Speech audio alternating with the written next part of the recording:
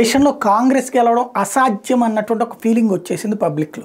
NDA మళ్ళీ గెలుస్తుంది అన్నటువంటి నమ్మకం వచ్చేసి దీంతో ఇది కాశ్మీర్ దాకా వెళ్ళిపోయింది. కాశ్మీర్కి సంబంధించి తాజాగా ఏదైతే అక్కడ ఉన్నటువంటి సంజీవ్ ఖజూరా నేషనల్ కాన్ఫరెన్స్కి సంబంధించి ఏదైతే అబ్దుల్లా వాళ్ళ పార్టీకి సంబంధించినటువంటి కీలకమైనటువంటి నాయకుడు ఇప్పుడు తాజాగా వచ్చి భారతీయ జనతా పార్టీలో చేరారు.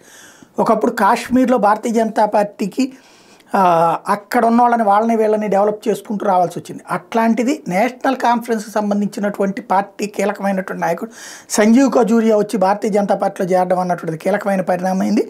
అంటే అబ్దుల్లాల్ని కూడా ఇప్పుడు నమ్మే పరిస్థితుల్లో దేశంలో లేరు, కాశ్మీర్లోనే లేరు.